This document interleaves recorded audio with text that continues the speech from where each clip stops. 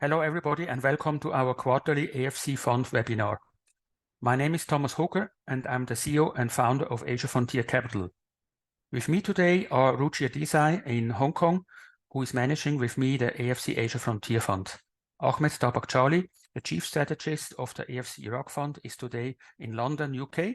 Scott Osheroff, the chief investment officer of the AFC Uzbekistan Fund, is in Tashkent, the capital of Uzbekistan, and Vicente, Nguyen, the chief investment officer of the AFC Vietnam Fund, joins us from Ho Chi Minh City.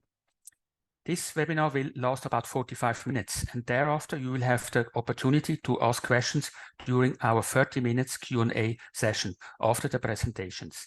Yes, the Q&A is now 30 minutes instead of only 15 minutes. We have extended it since we have received several comments from the audience that 15 minutes Q&A session is too short.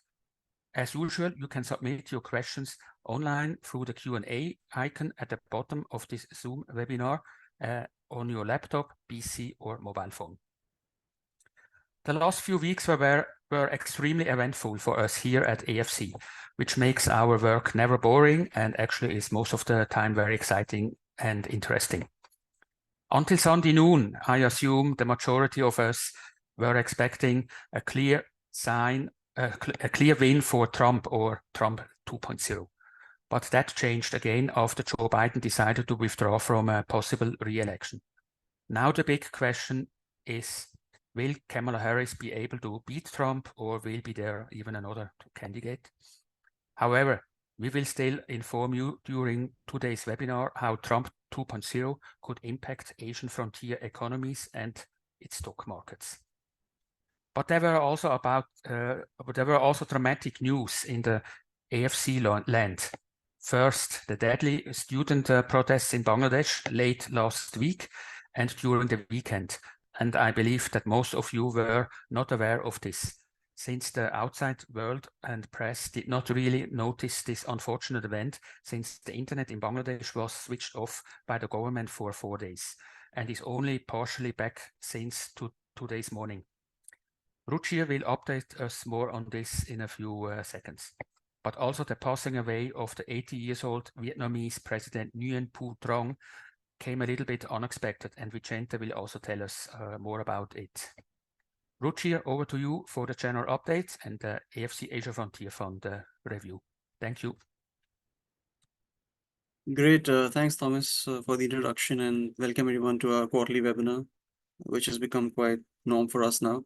So I'll just kick off things. So basically, as this chart shows you, Asian frontier markets have had basically a very strong start to the year.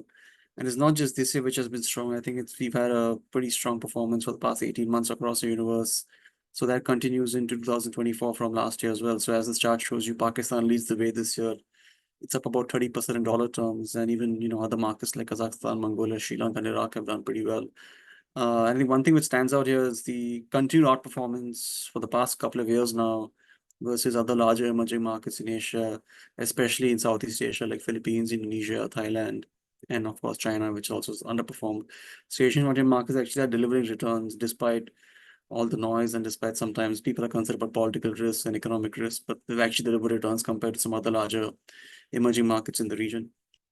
And actually, we're not surprised by this rally continuing this year in Asian emerging markets, and the reasons I'll talk about in the following slides. So as the next slide shows you, talking about performance, because our markets have done well, even the fund has delivered returns over the last 12 to 18 months. So as the chart on the top left shows you, returns for the last 1 year is about 30% in dollar terms, this total returns. And again, outperformance against all global or major benchmarks, such as the Emerging and Frontier Index, as well as the ASEAN Index. And it's not just performance over the last 1 year. I think over the last 3 years as well, performance has been relatively stronger than the other regional indexes linked to frontier and emerging markets, and especially the ASEAN Index. So again, I would like to reiterate, Asian frontier markets and also our AFC Asia Frontier Fund continues to outperform the region. So for example, like I said, the large Southeast Asian markets are not performing at all for the last couple of years, despite there being a lot of recommendations that they're a very good growth story, but I don't see the numbers in terms of performance from the ASEAN markets yet. So yeah, very strong performance for the fund, and it's basically driven by a couple of factors, multiple factors, which I've spoken about previously in our manager comments and also in the previous webinars, and I'll talk about them again over here. So as the next slide shows you, of course, one key factor, of course, is I think broadly, which is impacting global stock markets is the US Fed, because that is what the US Fed does do and does not do is very important for global markets. I think over the last couple of weeks or months, consensus has turned that there'll be some amount of Fed rate cuts in the US this year, given that US inflation has come in better than expected, especially last month. So compared to 3 months ago, you've seen expectations of interest rate cuts increase from the Fed futures curve or Fed futures chart, as the slide shows you. So that'll be broadly positive for at the asset class as a whole if you have a less hawkish Fed, because a very hawkish Fed was one of the most important headwinds that frontier emerging markets faced in 2022. And when you have the opposite happening, them getting more dovish, I think that's going to be positive in general for emerging and frontier markets, not just for Asian frontier markets. So that's one important part. But I think as the next slide shows you, it's, irrespective of what the Fed does over the next couple of months, whether they cut once or twice or, don't cut at all. We've had this commentary over the last 6 or 9 months coming from the markets. But Asian frontier central banks have already begun the easing cycle because they face such existential macro headwinds in 2022. They will take very aggressive measures. So they raise interest rates very aggressively. They devalue currencies because inflation had gotten so high in 2022. But I think the fruits of those hard decisions start paying off probably towards the end of the first half of 2023, as the chart on the top left shows you. Inflation has come off significantly across many markets like Georgia, Kazakhstan, and Sri Lanka. So, Kazakhstan, Georgia, Vietnam, and Sri Lanka is seeing inflation now at low single digits. Kazakhstan has seen inflation half from more than 20% to about 8.5% as of end of June. And because you had much more macro stability, I think many of the central banks in Asia or in our universe have had the ability to cut interest rates because they raise them so aggressively. So irrespective of what the Fed has done or how hawkish they've been over the last probably 12 months, central banks in our universe have already begun the interest rate easing cycle because they've managed to stabilize the economies. So as the chart on the top right shows you, you've seen pretty aggressive interest rate cuts, especially from Sri Lanka. In fact, they just cut interest rates again in Sri Lanka today morning by 25 basis points more. So that brings the total tally to 725 basis points over the past probably 12 or 14 months in Sri Lanka. So that's an important trend across our markets, and even countries like Georgia, Kazakhstan, there's a pretty aggressive interest rate easing cycle over there. And one country I want to talk about, which I mentioned before in the webinar and also in our previous manager comments, is Pakistan. I think they raised interest rates the most aggressively, between 2021 to 2023. But now we just saw the first interest rate cut from Pakistan last month in June, at the end of June. And I think that's the start of the easing cycle in Pakistan as well, because inflation has come down to about 10 to 11%, or 11 odd percent, compared to almost more than 30% a year ago. And I think that'll be the next central bank in the universe to see a pretty aggressive interest rate easing cycle. And their monetary policy is due on Monday, 29 July, and I expect 100 basis point cut by the State Bank of Pakistan as well. So that should be positive for Pakistani equities. So similar to how you saw in Sri Lanka and some other markets, whether once the interest rate easing cycle began, the stock market rallied. I expect Pakistan's rally to continue. Though it's rallied quite a bit in the last 1 year, I think this will continue. The interest rate easing cycle in Pakistan will help the rally continue in Pakistan because valuations are so cheap at 4 times or 4.5 times P ratio. So I think Pakistan continues rallying from here into the second half of 2024. So I think this is one important factor which has driven returns for our fund and also for our markets over the past 12 months or so. And as the next slide shows you, one other important factor is the earnings recovery. So like I said, 2022 and even to some extent 23 was pretty tough for macroeconomic growth, GDP growth, and earnings growth for many of our markets. So we're coming off a low base of 2022 and 23. Interest rates are easing. You're seeing a macro recovery. You're seeing overall, sentiment improve across our markets. I think you'll see a pretty solid earnings recovery in many of our markets, especially in Pakistan, Sri Lanka, and Vietnam, and this year and also next year, as interest rates ease and GDP growth recovers. So Sri Lanka, for that matter, has shown GDP growth of 5.3% in the first quarter of this year, which is much well ahead of a consensus of 2 or 3%. So I think Sri Lanka can easily do more than 3%. I think they'll do 4% GDP growth this year. And that should really help earnings growth compared to where it was, a couple of years ago. Same thing for Pakistan and Vietnam. The base is very low. You're seeing a macro recovery, so earnings growth will be pretty strong across the universe. So that's going to be another important factor driving, valuations, or in general, the re-rating in our universe, and has been one key factor in investors' minds to drive the rally across our markets. So that's a second important factor, which has helped our markets in the past probably year, and I think will help, going forward as well. And I think the last factor on the next slide is valuations. They've been very attractive. So I think valuations in our universe at the end of 22 were basically rock bottom. For example, Pakistan was at, I think, less than 4 times. Sri Lanka was at 4.5 times. Vietnam was at about 10 or 11 times. So you've seen a bit of a re-rating, but having said that, I think there's still more room to re-rate, because many of the factors that I've just mentioned in terms of monetary easing, in terms of the macro earnings recovery, are still in place. They're still playing out because the recovery's only begun probably from late second half of 2023. So that recovery will go on for a couple of years, in my opinion, because the cycles are, cycle is not for 1 or 2 quarters, I think it's for a couple of years. So all these markets, Vietnam, Bangladesh, Pakistan, Sri Lanka, even Central Asia to some extent, had a pretty tough time, especially in 22 and 23. So I see the macro recovery, playing off for the next couple of years. And you have important tailwinds like low interest rates, a macro, story recovering. And plus also, if you have developed central banks, especially the US Fed, getting more dovish, then that should be positive for, another tailwind for our markets in terms of multiple rates. So I think our AFC Asia Fund difference still trades at about 7 times, actually 7 times, not about, at 7 times exactly. So very cheap. So I think there's still room to re-rate across our markets, and that can also drive returns, or pretty solid returns over the next 2 or 3 years for our universe. I'm pretty positive, even though market returns have been very strong for the past 18 months. I think the fund is up 40% since end of 2022. But I think there's more room to grow, given that you have so many important tailwinds coming together and things falling into place in terms of macro and interest rates and valuations being attractive. So that these are 3 important factors which have driven returns, and I think will drive returns going forward as well. The monetary policy easing, earnings recovery, and macro recovery, and also still attractive valuations. So everything is still in place. Nothing has changed significantly compared to 6 or 12 months ago. And as the next slide shows you, this is what Thomas spoke about in terms of what if Donald Trump does become president of the US or United States, in this election cycle in November. So yeah, there's a lot of talk about Trump being, obviously, one concern is him being anti-trade or anti-trade, as not just against China. He's also spoken about having a 10% tariff on all imports into US.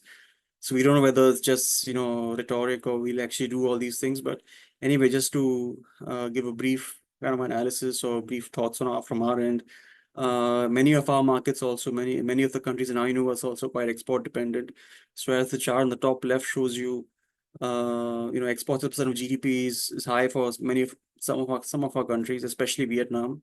It's a very export dependent economy. 83% of GDP is accounted for by exports.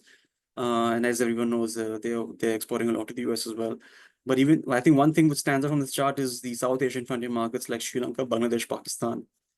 Their exports as percent of GDP is very low. So if there's noise about Trump going after countries which have a large current account, which countries, if Trump goes after countries which have a very large trade surplus with the US, or which have low tariffs, or if he's just very anti-trade, then these South Asian countries, because they're more domestic driven stories, they're not so export dependent, could be relatively better off in case things go south when Trump becomes president. And having said that, even some of the countries which have high exports as percent of GDP, they don't really export much to the US. Mongolia has 70% of GDP, but that's mainly to China. Kazakhstan, 31%, that's mainly oil and gas, and Iraq, 46% mainly China and India. So it's not really US dependent. But as the chart on the top right shows you, there are many countries who have very high exposure of their exports to the US. And of course, Vietnam stands out over here, and so does Cambodia and other countries like Sri Lanka as well. But over here again, I think it works both ways. So I think what we've seen post 2017-18, when Trump became president, put in tariffs on China, and you had trade tensions, especially post pandemic between China and the US. I think many of the countries in the US actually benefited from all these geopolitical tensions and trade tensions between China and the US. So for example, you've seen garment market share in garment exports to the US increase for Bangladesh, Cambodia, and Vietnam over the last 5 or 6 years.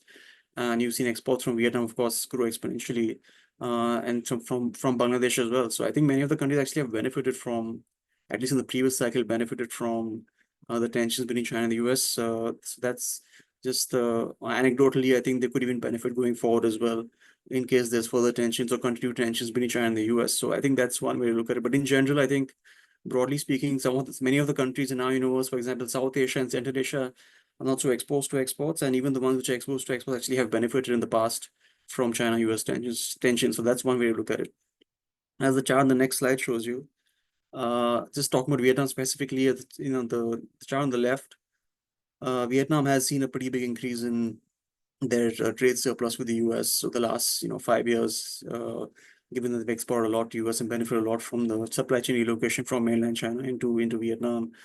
So that's one thing to keep in mind, because as the chart on the top right shows you, they've seen a pretty big increase in exports to the US. So from around 40 billion to 100 billion, so more than doubled in 5 or 6 years. So there could be some noise about this, but again, like I said, it works both ways. They've seen a horizon exports. At the same time, Vietnam and US have built closer geopolitical relations the last 4 or 5 years, and of course, US also wants to build relationships in Southeast Asia as a hedge against China. So there'll be probably some give and take. I don't, in my view, I don't think US will go after Vietnam in a very aggressive way compared to how they go after some other countries in terms of trade, if that happens. So I think Vietnam, again, like I said, I think Asian funded countries will be net beneficiaries, and Vietnam could possibly continue to benefit from rising China-US tensions. Yes, there'll be some noise, but I think even last time in 2018, there was noise from the Trump administration. I mean, US and Vietnam worked it out, and then Vietnam basically ended up benefiting from China-US tensions. So that's how we look at it. So net, I think Asian funded countries could be net beneficiaries from China-US trade tensions in case it picks up steam again in terms of either Trump coming to power or some other Democratic candidate coming to power. So those tensions will continue and Asian funded countries will benefit, in my view. So that's wrapping up this part, and a couple of our top picks. Some of some of the stocks we hold in our portfolio. I talk about all this in our webinar, and it's not just about the large names. I think we also, like I said, I think strategy is more benchmark agnostic. We don't only buy or invest in companies which are focused on or which are part of the index, or large cap groups which are part of the index. We also look for ideas which are more outside the box, which are not researched by the sell side on the ground, and also not part of the index. So one of these examples is Airlink Communication in Pakistan, which is the largest mobile phone distributor for Samsung and Xiaomi in Pakistan. So the number one in terms of distribution for mobile phones in Pakistan. They also have begun mobile phone / smartphone assembly in the last couple of years, and they have the largest capacity, I think 10 million units a year now. And they are assembling mobile phones for Xiaomi. They'll start assembling TVs for Xiaomi as well. And because they have the capacity, they can take on more Xiaomi products, or also bring on some other clients linked to, say, other consumer electronics like laptops, or some other television brand or some other mobile phone brand. So I think this is a very good consumption story linked to Pakistan's consumption growth, especially because smartphone penetration is still low in Pakistan and stock is cheap. 8x P ratio is basically given a 300% plus return for us over the last 1 year. So pretty strong performance. And the next topic we have is Mongolian mining from Mongolia. Again, an example of an off-benchmark bet. Stock is up. I mean, the chart might look like the stock is corrected, but the stock is up 260% odd in the last 1 year. We took some profit in the first quarter of this year when the stock rallied. But again, the company is benefiting from rising coking coal exports to China as China reduces imports from Australia because of trade tensions, or in general trying to reduce the dependency on Australia. And they're benefiting more because Mongolia shares a very long land border with mainland China. They're benefiting a lot from direct access to the border and exporting more coking coal to Chinese steel companies, especially in the northern part of China. So again, stock has done very well and trades at 6x P ratio. And the final stock I'll talk about is Emerald Resources from Cambodia. Its stock is actually listed in Australia, but it's a gold miner. They're actually mining gold and it's profitable. Market cap is $1.8 billion. It's not a small company from any angle, but very well done, very strong execution. Stock has done fantastically well. At 67% might not look like a huge return, but this is only last 1 year. But we bought it probably 2020 thereabouts during the pandemic, and it's basically done 4x for us since then. So these are some of the ideas which we also have in our portfolio, not just large cap blue chips, which all the other funds look at, but we also look at something which is part of the index, or which not many other funds do research on. And these are some of the strong drivers for our performance for the last probably 1 or 2 years. So that's a bit on our top picks. And as the next slide shows you, I'll just wrap up. So yeah, I think broadly I've been mentioning in the last few webinars, Asian emerging markets, especially in the end of 2022, we mentioned Asian emerging markets are prime for re-rating, and they've done pretty well since then. Like I said, performance has been very strong for the past 18 months, and I expect this to continue because all the tailwinds are in place. Besides just the Fed easing, Fed getting more dovish, the macro has recovered in our universe. You have monetary policy easing also in our countries. You also have cheap valuations. So I think the macro cycle has turned in our markets for the next couple of years. So I think you'll see those tailwinds continuing for the next 2 or 3 years. So that makes me positive on our universe. So I don't see I see, I expect returns to be, stable to strong over the next probably 18-24 months as well from here as well. So even though it's rallied, I think the rally should continue. So I don't see any major headwinds as such at this point in time, at least from a country macro perspective. Uh, uh, and just about on Bangladesh, as Thomas mentioned, there were some unfortunate events the last couple of days, the protests and things like that. I think everyone was taken a bit aback because the student protests were quite peaceful initially, and then suddenly on Friday and Saturday over the weekend they became very violent. So that was a bit of a surprise. We don't know the whole story behind it, but yeah, it was unfortunate. Now there are a couple of ways to look at it. So one is from a stock market performance perspective. I think Bangladesh has anyway been one of the worst performers, not just in the universe, but I would say in Asia as well. It's down 20% year to date, including today. Today, the market opened after a couple of days and was down 1.7%. So still not a big decline despite all these protests. So for the year, it's down 20% in dollar terms. So I think the markets has already been weak despite what's happened, on the street.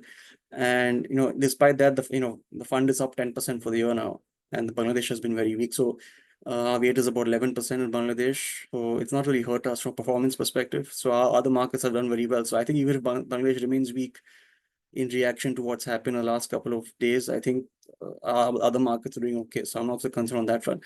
From an economic perspective, I think Bangladesh is an IMF program. So actually, they've taken a lot of tough measures the last probably 6 or 9 months. They've raised interest rates, devalued the currency, liberalized interest rates as well. Increase fuel prices, remove subsidies, raise power prices, electricity prices. So they've done the tough part already. So the economy should be, leaving this aside, the economy should start benefiting from all these tough measures the government has taken in the last probably a couple of quarters.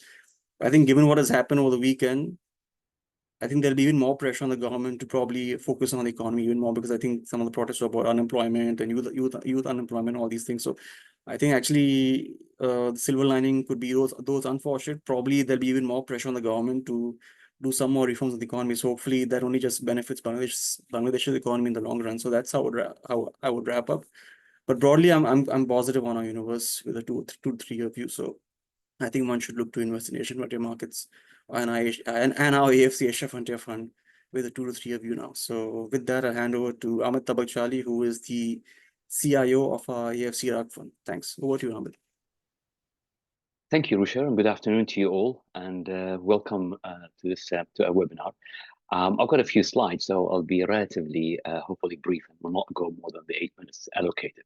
Now, those of you who've been reading or following the Iraq Fund, you pretty much sort of heard us over the last few months, last 18 months, probably over the last 2 years, if not longer, argue that Iraq is undergoing a significant economic transformation. The essence of it basically is the acceleration of the adoption of banking, which would bring a transformation of the sector and its role in the economy. That have been discussed a lot. I think you've seen it there. The essence of that, Iraq is mostly a cash-dominated economy with a very small role played by the banks. They're mostly used as very little in terms of all economic transactions, or being used as a store of value. So these developments basically create the incentives not create the incentives, but turbocharge the incentives for moving from informality to formality for both individuals as well as companies. And what we've seen over the last year or so, and what has been one of the main drivers of the fund's performance and one of the main reasons for the positive outlook we have this year and the following year, is the fact that the top quality banks have benefited disproportionately from this, and their earnings over 2023 have been, if anything, but phenomenal. Now, I would like to highlight that, yes, last year's earnings were phenomenal. I think you've seen it in the last webinars. They've ranged from, I think, between 25 and 100 and 600% in terms of earnings, but they built on a multiple year recovery in the banking sector that started in late 2017, early 2018, but accelerated in 2023. So that was discussed last year, last webinar. Next slide, Peter, please. Now, the thing is, the thing that mirrors that, or actually the going on the same time as the banks were seeing there, is the actual on-the-ground increase in the use of banking. You can see that through a few clear metrics. One of them are the yearly data published by the Central Bank of Iraq, which basically show, crucially, the number of bank accounts, the number of bank cards, as well as e-wallets have increased phenomenally last year over year. So for 2023, by the way, data is only annual, so we don't have 24 figures, but we imagine they could be a lot stronger. And I'll tell you why in a couple of minutes. But currently right now, so basically, bank count increased by about 51%. Cards increased by 21%, as well as e-wallets increased by almost 6-7%. E-wallets, by the way, include as well as mobile banking. These, as I said earlier, they mirror the recovery in the banking sector and show us a recovery. At least data goes back to 2017 that shows since 2017, these numbers have been increasing and been increasing steadily, but they've accelerated last year. Last year was very crucial, and I'll go that in a minute from there. Next slide, Peter, please. So basically what you can see based last year is, while the recovery in banking, all of that has been fairly positive, the most interesting thing is all of these things, the benefits of the cards and what have you, or the utility of them, is if you can use them. Now, that you can see clearly in two fronts, in both ATMs and points of sales. And the reason why I said this year is very, very interesting is you can see it in the number of points of sale that have increased. Now, I've returned to Iraq, almost living on a continuous basis since 2017. And arriving 2017, there are very few, probably you can count them on your hand, where you can use your ATM, where you can use your card. Now it's almost everywhere. And that's where you see it in the increase in the points of sales. They've increased by almost 81% year over year. One of the things that helped that, and has been a catalyst, and I think we'll see more of that over the next few months, is the fact that the government, which is the largest player in the economy, as well as the largest provider of services, has began in the last few months to mandate that almost all the services provides are to be paid electronically. So that's why I explained, for example, the huge rise in cards, as well as the increase in banking. Now, there's more details to go in that, but I won't go into them right now. But basically, this trend is just beginning to increase. And if I can have the next slide, please. And in the next slide, you see basically, no, sorry, the prior one, Peter. And the next slide, this current slide here, by the way, shows you the value of transactions that take place using cards and e-wallets. And you can see the beauty about this data is that one is monthly data. So therefore, it's not, I don't have to wait for year on year. And the latest data available is as of April of this year, which shows you phenomenal increase that has happened in actual value of transactions. Now, the important thing to point out is, yes, the figures have been great year over year and month over month, but more impressive and more interesting is the fact that this is just the tip of the iceberg. The Central Bank of Iraq released data in 2020 when they were discussing their electronic payments roadmap. At the time, the data that they released showed that cash is estimated to account for something like 85% of all transactions. As you can imagine, as this accelerates, you're going to get more and more taken away from cash. And once that happens, the banks will play a bigger role in the economy. Once they do play that bigger role in the economy, especially in the payment system, that will give them the wherewithal to begin to lend properly. And that, I think, will ignite the economic transformation and move it there. Now, in a sense, these trends are nothing new. Anybody who studied and who looked at frontier markets in the past has seen those trends. So in a way, investing in Iraq or looking at Iraq right now is almost like presented with opportunity to use a time machine and go back to these frontier markets just as they were experiencing these transformations. So, the thing is, this will go on for years, and hopefully I won't, go on every month on that, but in a way, and what you'll see with it is there will be a period whereby we'll have an adjustment or normalization of bank earnings, but they will be buffeted by this whole period whereby you'll see the banks play a bigger role, and therefore you'll see year over year, multiple years of strong increase in banks' earnings. And the final slide, please. Now, obviously, as Ruchir has mentioned, Iraq, like all markets, has risks of both, their own risks as well as the risks of a change in the U.S. administration. If Trump 2.0 comes in, well, the interesting thing is for us, I mean, Ruchir mentioned that Iraq derives, 7% of its exports go to the U.S. If anything, that's not a worry at all, because we export our oil there, and there's been an argument has been that we should have export more. So that's not the issue for us. The issue for us is the conflict that the U.S. has with Iran, and where U.S. policy in Iraq is driven from an Iran lens. So that manifested itself last year, during the last years of the Trump presidency, in what's called the maximum pressure campaign, which for Iraq, it inconvenienced the government in two fronts, or put pressure on the country in two fronts. The first is Iran is our third largest trading partner on the private sector. So our top two exporters are Turkey and China, like almost, China almost like everybody else, and then followed by Iran as number three. A distant number three, but still a number three. Now that is also, we import gas and electricity from Iran, and the US has been giving us waivers on that. So that I expect it to come back one way or the other, and I expect the maximum pressure to come back with that policy, and would put a pressure on Iraq and maybe increase the risk profile in investing in Iraq. Having said that, I think that is mitigated by the fact that the Iraq is very different today than it was during the Trump presidency, i.e. 2017, 2020. It's a very different country. We've emerged from conflict. Conflict is right behind us. The economic transformation that I'm talking about, at the time, they were just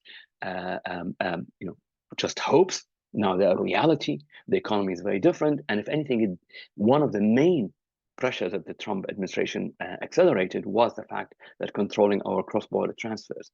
That, by the way, happened in 2022, and that ignited the current transformation or current fundamental forces I've been talking about in the first slide. So it has been positive in spite of the pressure. Now, no one knows what a stage 2 will look like, but I certainly believe it will mean an increase in tensions with Iran, and also will lead to more negative coverage of Iraq and possibly raise the risk profile. But in terms of the market and what I see the market doing, absolutely not. So far, there's been no change whatsoever. And I think domestic forces are far more powerful in that. Finally, I would say, yes, risks remain in Iraq, but I would say that the market is currently very attractive.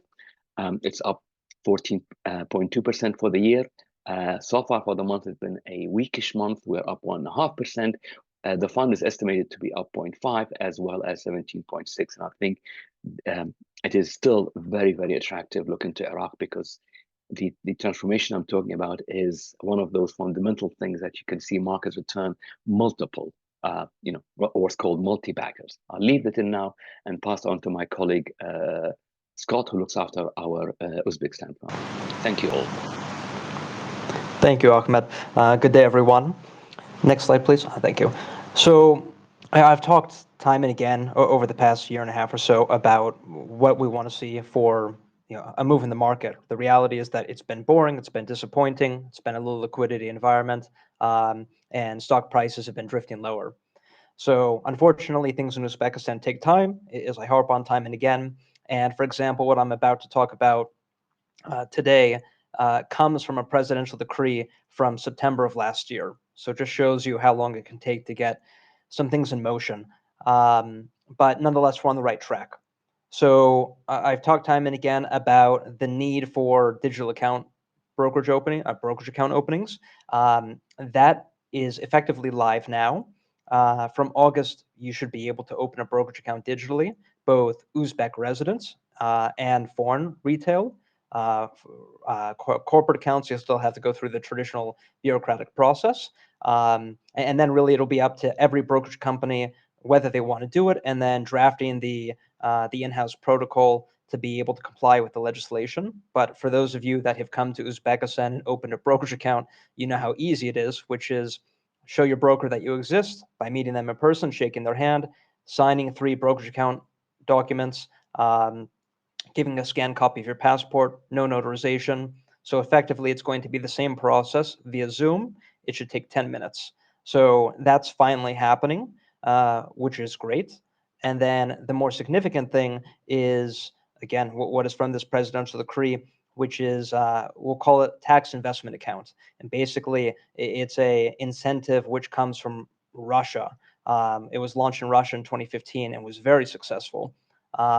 It is a incentive for local taxpayers, or even if you're a foreign resident here paying taxes, you pay 12% income tax. So you can open up a special brokerage account at your broker and invest up to the equivalent of 105 million or 8,300 US dollars roughly per year.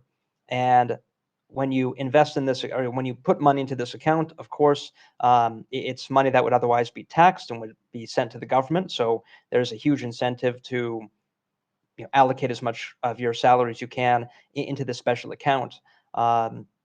And this should provide a whole host of opportunities for the government and for the private sector. For people that open these accounts, one great thing is that once your money's in the account, if you buy positions and you don't even have to actually hold them for a year, but you just need to keep your capital in the account for a year, and then you can withdraw it tax-free. So there's a huge incentive to open these accounts, and it's expected. It's expected that, let's say, sometime in the third quarter, you'll start to see brokers working with companies and then general retail to be opening these accounts. Again, it's already legal to do this. The processes are still being finalized, and again, account opening documents and whatnot for these specific accounts. But it's coming, and it'll happen this year, 100%. What's really great about it is that it allows the government to be able to help fund its deficit by helping to develop a more local yield curve.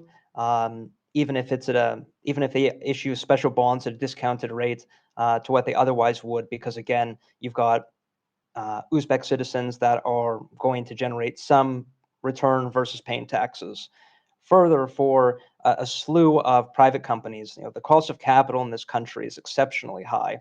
Corporates are borrowing at minimum 24%, up to 30%, and that's with collateral.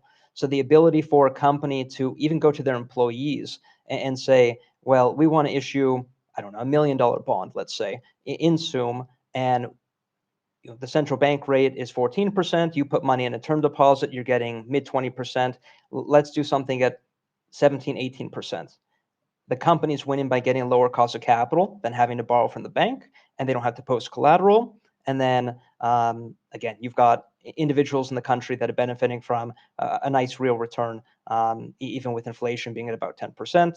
So there's a whole host of really good possibilities here.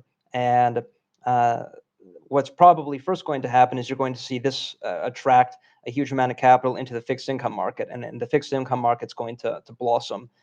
Again, a bit of government debt issuance, but then corporate bond issuance. And I'm aware of one very large multinational private company that does business here from the West, and they're in discussions with a few groups here to issue a corporate bond for such an operation.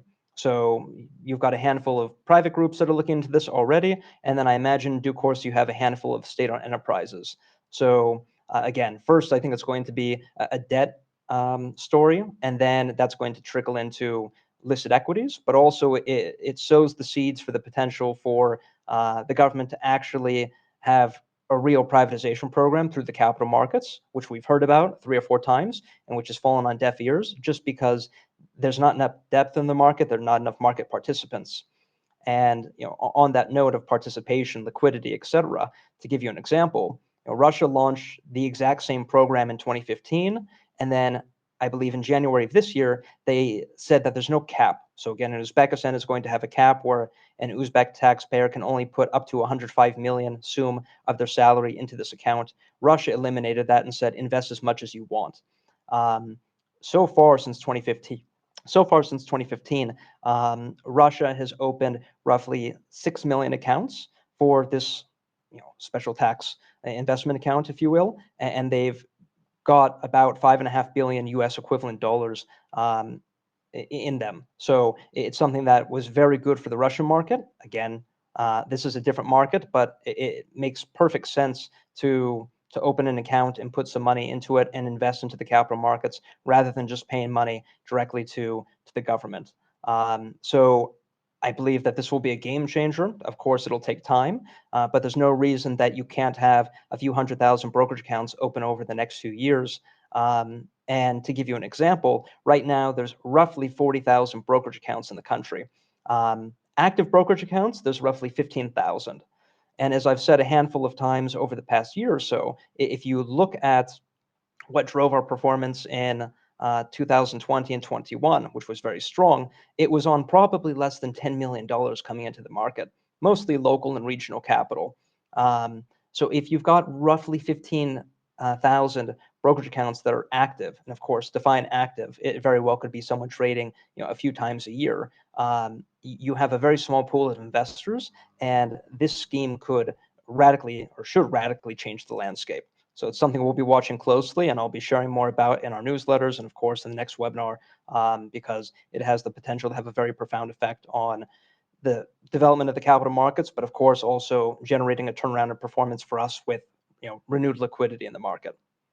So with that, I'll pass it on to Vicente Nguyen, the CIO of our Vietnam fund. Thank you very much, Scott. So hello, everybody. I'm very happy to share with you my view about Vietnam's economy and Vietnam's stock market. As you know that in the second quarter, Vietnam GDP growth already hit a very high level with 6.93%. This is the highest level in the last 13 years, except for the second quarter in 2022. This is an exceptional during the COVID-19. Without the second quarter in 2022, actually the second quarter in 24 is the highest in the last 13 years. Yes, that's amazing. Actually, this GDP growth even beat the analyst estimate, bit on the, international institution forecast, and even the government expectation. So there's one thing you can wonder, why Vietnam GDP growth can get that high level. I will show you how it will how it happened like that. Please go to the next, Peter. So as Ruchir already said, exports play a very important role of the GDP of Vietnam, with more than 80% of the economy. So last year was one of the worst year of Vietnam in terms of exports. So last year we have the export growth with nearly 10%, nearly minus 10%. And actually at the time, a lot of analysts, a lot of economists, a lot of experts, they said, okay, maybe the business model, the growth model of Vietnam is really old-fashioned. So you have to restructure, blah, blah, something like that. But, in the last 20 years, there's only 1 year Vietnam has a negative growth in terms of export. It's worse 2009. So the reason why I was very confident and strongly believe that, okay, 2023 was an exceptional year because, you all know that last year's was very high inflation in US. And because of in US, they already they bought so much inventory during the COVID-19, so it takes time to consume on the inventory. So right now they have to restocking. The reason why in 2024 the export started to recover. Actually, it started to recover last year in September, and in the first half of this year, the exports already reached the new high. This is amazing. So 190 billion in the first 6 months compared to the last peak, 185 billion US dollar in the 6 months. So when the exports grow aggressively, so production also grow. So it creates the GDP for the country. The reason why the GDP growth was quite high in the second quarter. So not only export, actually Vietnam economy improve on export. Please go to the next, Peter. If you look at the FDI disbursement, you can see that another peak. That's amazing. You know, Vietnam is one of the most stable country in the world to attract FDI. If you look at this record, okay, I just make roughly less than 10 years, but if you make a longer record, is so an amazing growth. So we have a very stable growth in terms of FDI. If you look at this chart, you can imagine that actually Vietnam was very stable, and the international investor, they are still very keen on Vietnam. It's not like very volatile. No, we go through very stably. Even the COVID-19 period, if you look at in 2020, a little bit down, but then it's up again, up again, up again. So FDI come in, so we have more production, we have more jobs, we have more product for export, and of course it creates more GDP. So and one more factor is play a very important role in the Vietnamese economy is consumption. Please go to the next.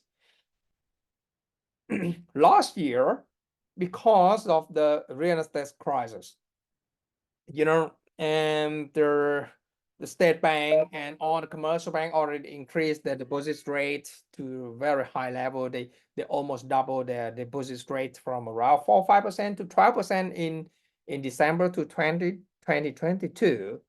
And then it's squeezed, and the citizens squeezed the consumption. The reason why in 2023 the consumption dropped out aggressively. So, however, since June 2023, you see, the growth of the consumption started to move up slightly, because with the low interest rates environment to support the whole economy, and it's particularly the government used their huge public investment package for the infrastructure investment to build highway, to build airport, to build bridge, to build a lot of things. So by this way, the consumptions move up, and it helps the GDP grow. And as you know that because Vietnamese, our fund, AFC Vietnam, we quite heavily invested in consumption and export. We didn't really have a lot of share in bank because you all know that we were very cautious in bank because of the NPL, blah blah everything, because of the real estate crisis. So the reason why in the first half, in the first quarter of this year, we heavily underperforming. However, because of the consumption growth, because of the exports growth, so those company earnings improved pretty well, and the stock price started to improve. It's helped us, the fund improve again, and we started to move up. Go to the next, please, Peter.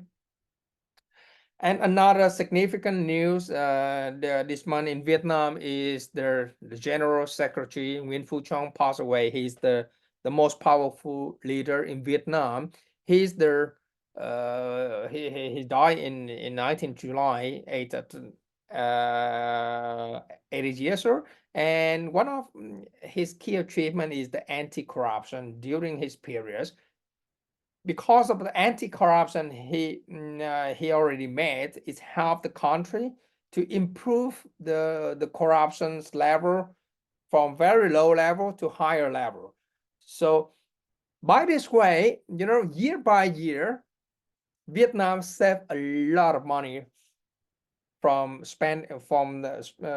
state budget spending, because in the past we waste a lot of money because of the corruption. So the reason why in this year, 2024, is the first time in the history, in our history, the first time we have the state budget surplus in the first 6 months of the year.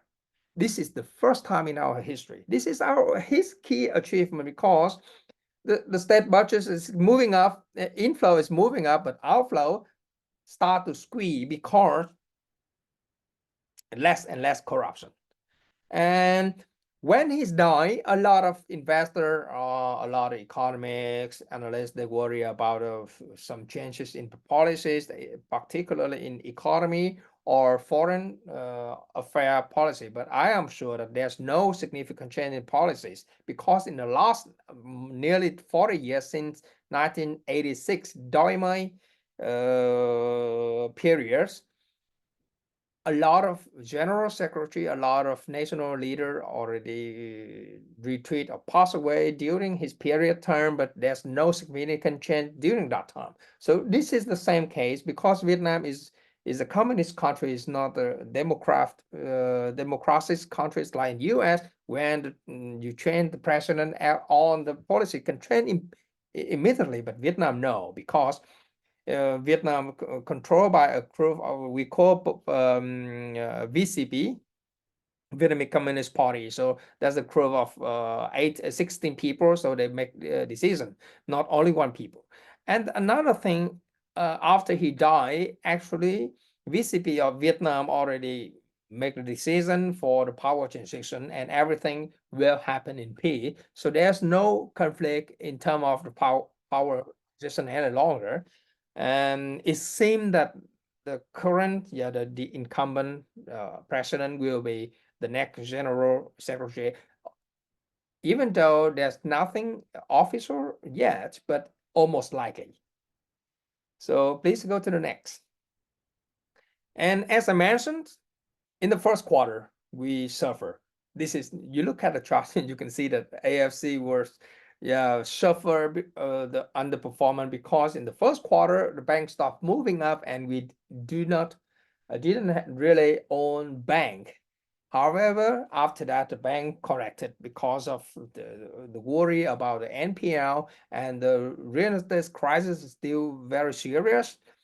And in the second quarter, you can see that since April, it's in May, and because the earning of the export company started to improve, and the earning of the consumption started to improve, so those kind of stock started to move up, and we started to outperform the index again.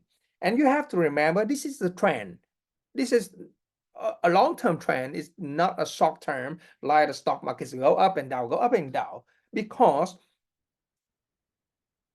Vietnam signed the deal with US to upgrade to comprehensive strategic partnership, right? And everything come back, and the consumption come back, GDP grow up again, and we come back to the normal situation. So this is a long-term trend. This is not a short-term movement of the stock market to go up and down. So I am strongly believe that in the second half of this year, we continue to outperform the index again.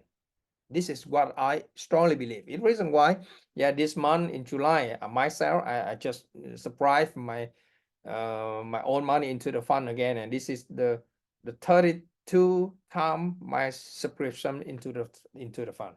So thank you very much for listening. Yeah, thank you, Vicente. Very interesting from you guys, as usual. Thanks a lot for these interesting presentations. We will now answer some of the many questions we have already received from the participants, but you can still submit more questions during these Q&A sessions through the Q&A button at the bottom of the Zoom screen. Again, this Q&A session will last from now on for 30 minutes instead of 15 minutes previously. So, as you heard, Vicente put more money into the Vietnam Fund because he believes in the Vietnam Fund. And we have one person here. It's not really a question. He or she is anonymous. This person is writing that Uzbekistan fund holders go through a valley of tears right now. And yes, we are aware of that. As Vicente said, the stock market doesn't go up in one straight line. It has consolidation. And I already put earlier this year more money into the fund, and I just fill out a new subscription form for the fund, for the Uzbekistan fund, because I really strongly believe that the bottom is close and the turnaround we will be soon. And if and when the turnaround is will be coming, it will be fast and furious. Okay, that's about this. Then let's stay with Vicente. Here's a question. What is the expectation of the housing and property market over the next 2 to 3 years? And then the second question, what could be the biggest impediment to a recovery? What could derail this recovery? What's the threat?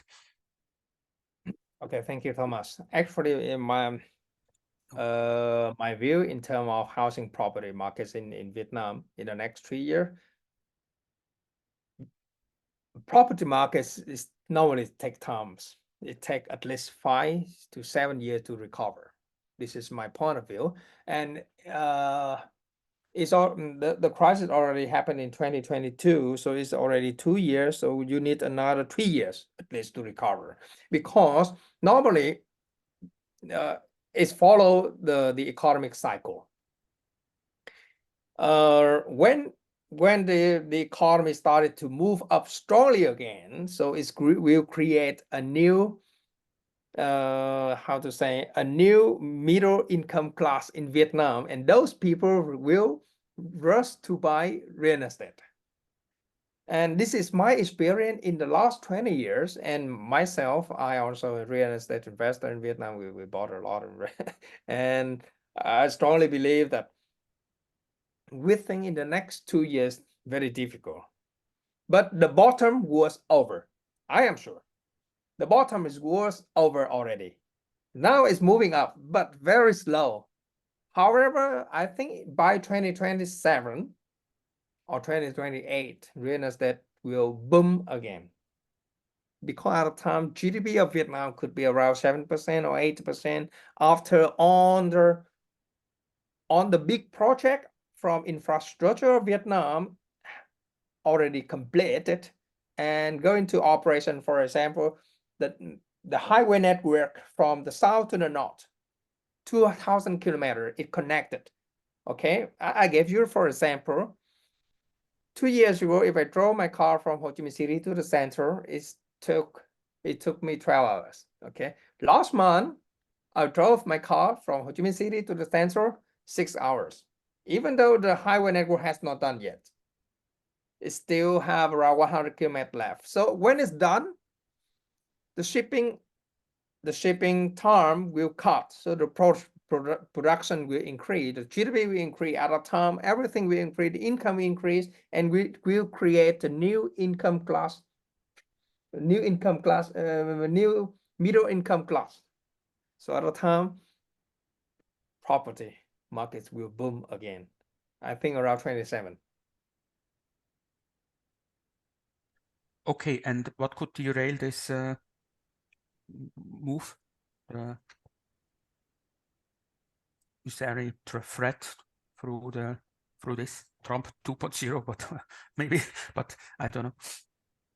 Do you, For Trump?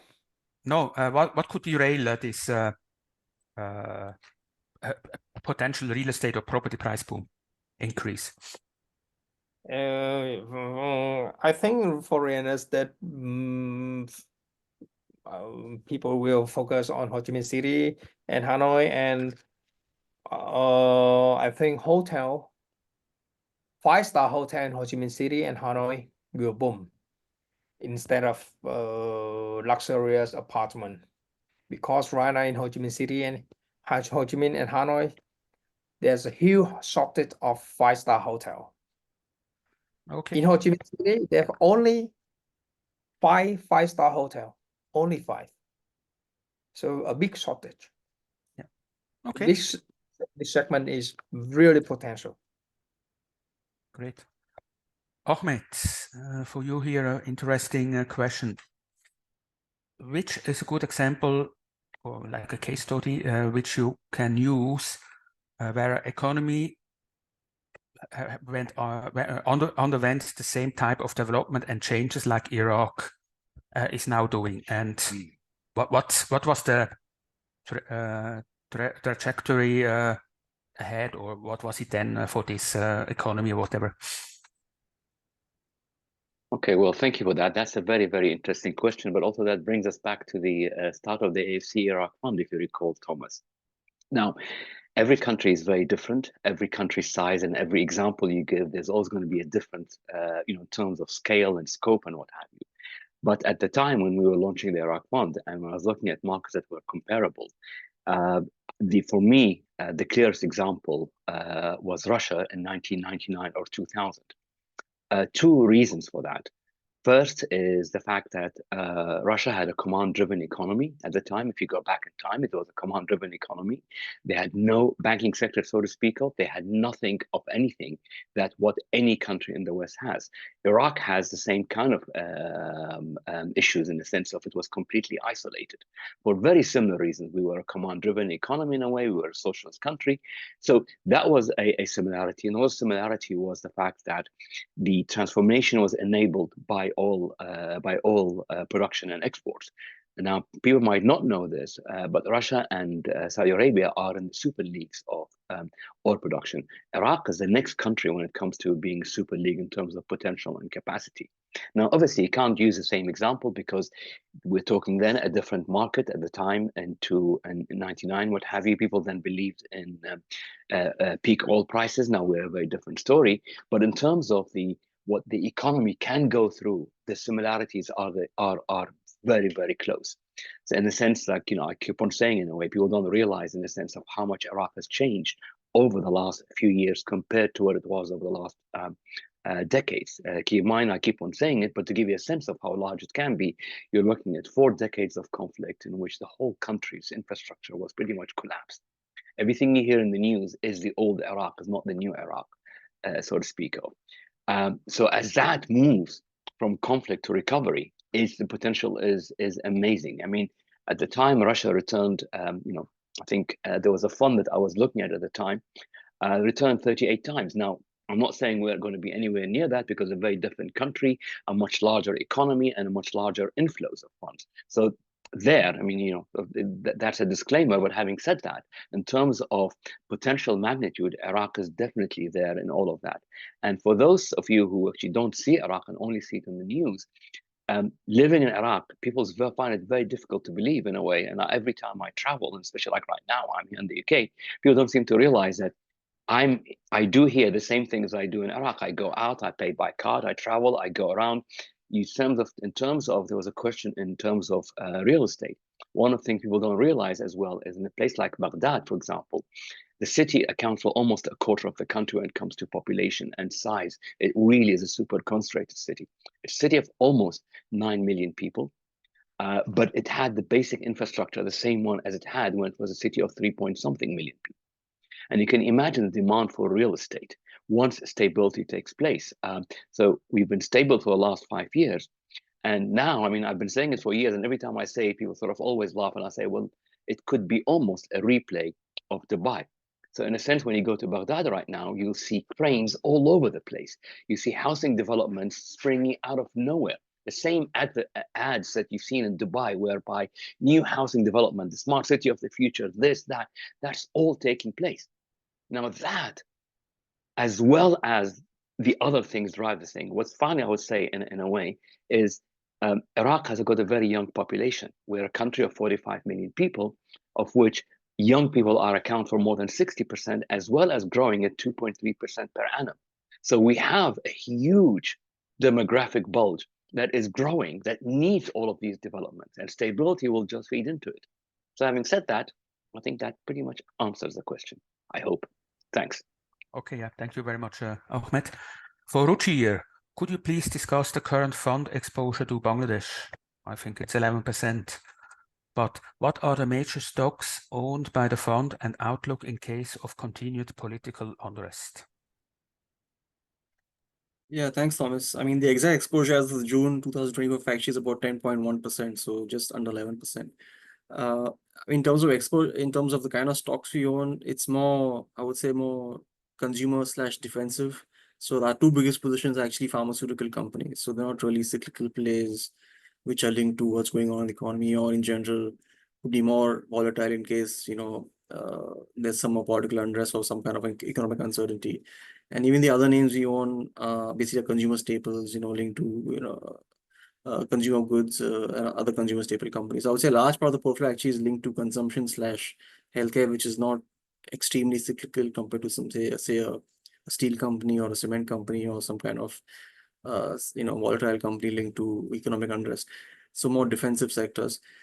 But in terms of, in case, okay, as I mentioned in my discussion, the market's already down 20% in dollar terms.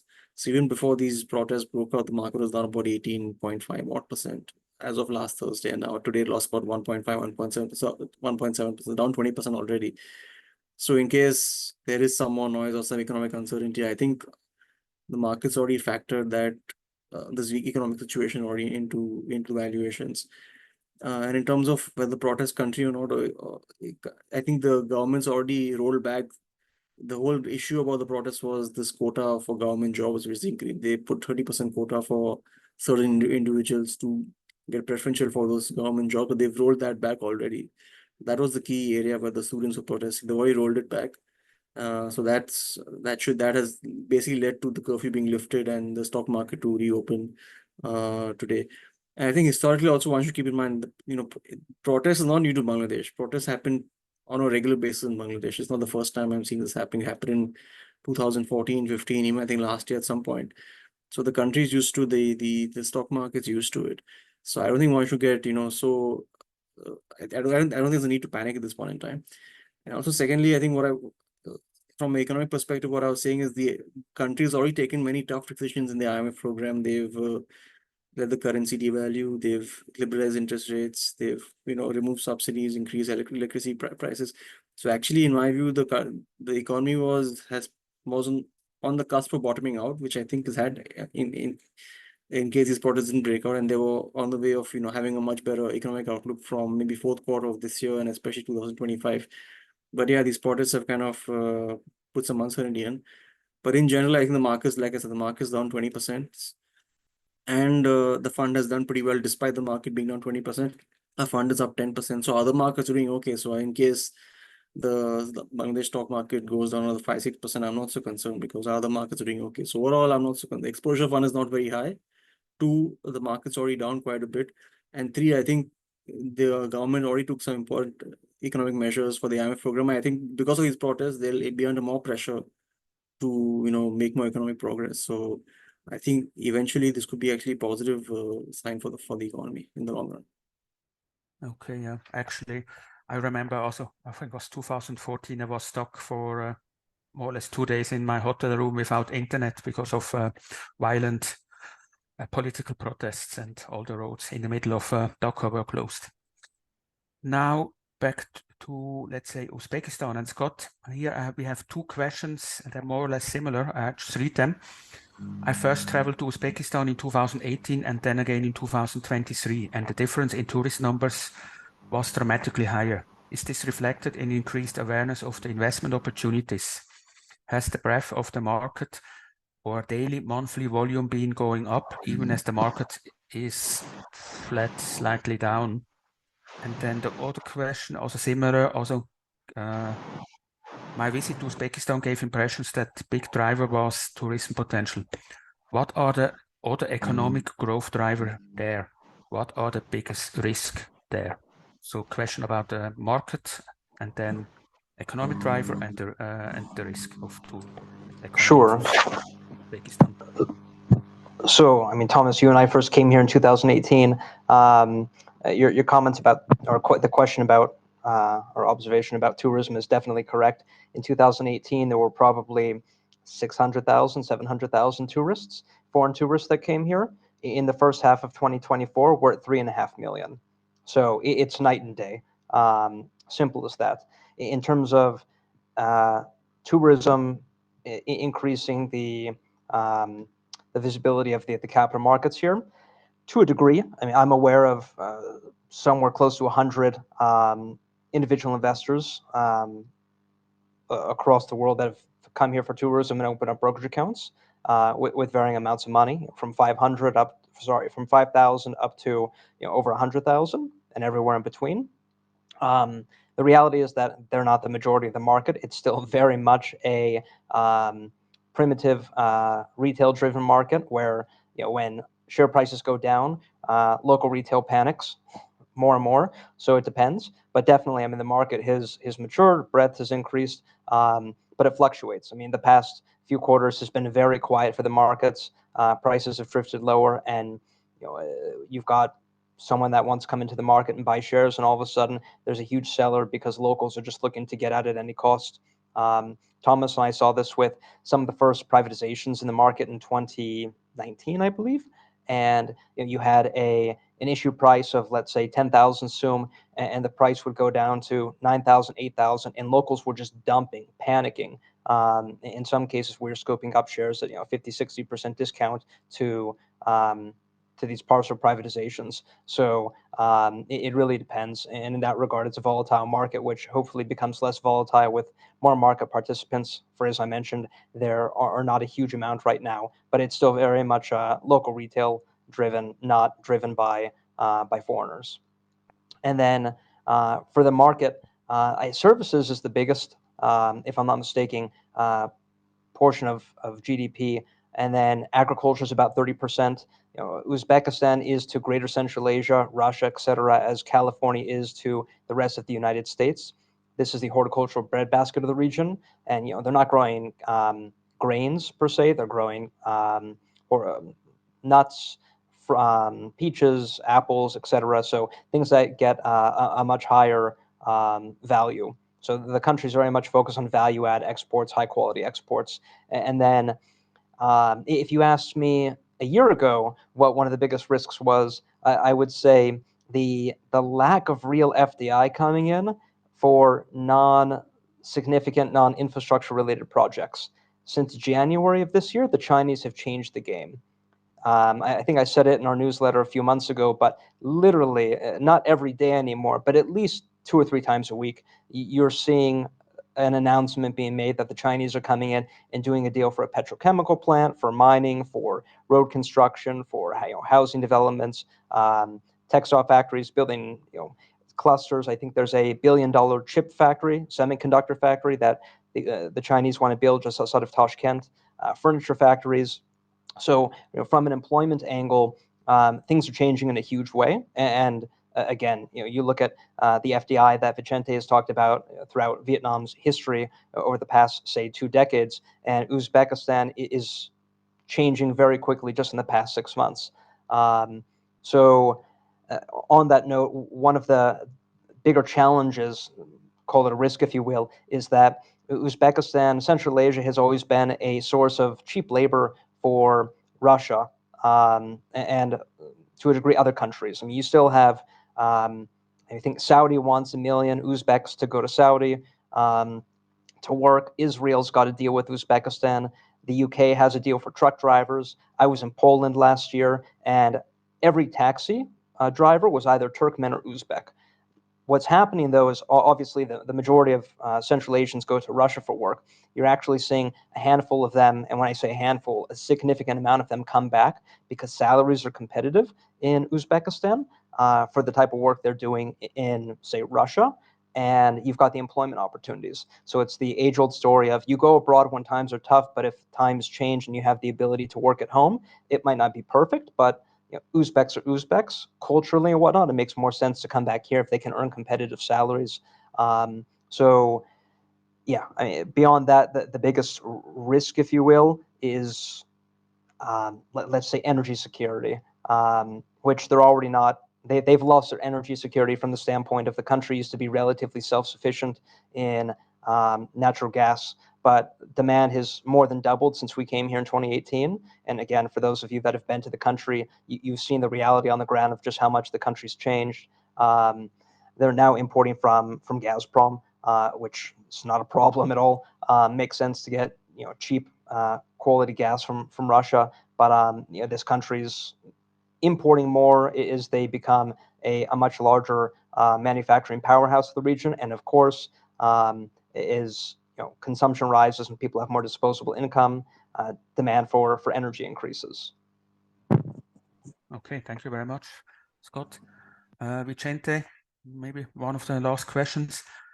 Any Yes. update about the potential market upgrade? So from frontier market status to emerging market status, and then from the same person, what are the reasons behind decrease in IPOs and probably also privatizations? Thank you. Regarding to the potential market upgrade, so few days ago, Vietnamese government already issued the draft circular for non-pre-funding for foreign investor. So this process will take roughly 2 to 3 months after they approve the new circular. So this is the most crucial factor, one of the most crucial factor to upgrade to the EM market. So I think the government can finalize this circular within this year, and then I think everything could be next year, and we can be upgraded to the potential EM market, because this circular is very important, and finally they already have the draft one. Okay, and second one, the why reason is, because for the IPO and STO, the IPO, as you know, that the anti-corruption campaigns in the last few years it was quite serious, and as you know, 2 days ago, at the court, the former chairman and the former CEO of Ho Chi Minh Stock Exchange was the court for because of the stock manipulation case, FLC, the stock company FLC Group. So right now, Ho Chi Minh City Stock Exchange, the chairman and the CEO is empty.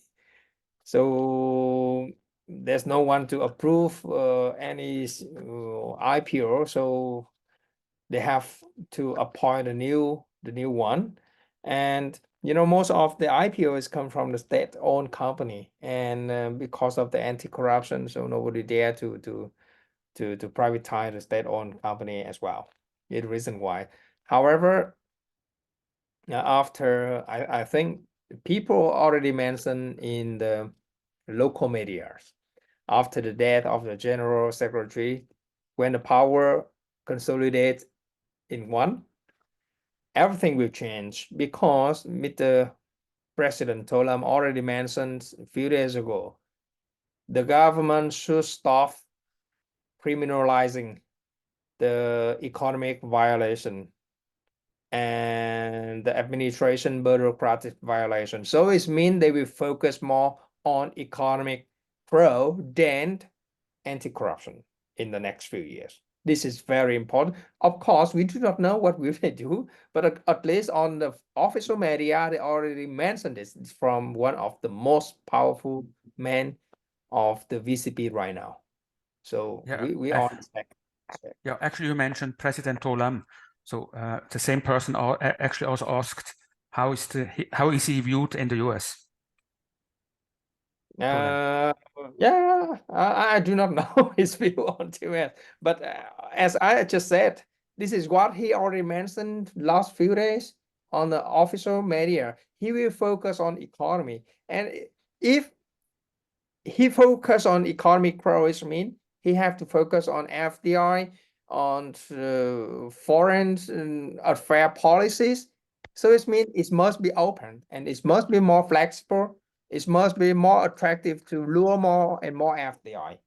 So not only with US, but also other foreign companies. And of course, we have to open more. So to make the economy grow, because as I mentioned, export plays 80% of the GDP. Yeah. Okay, good.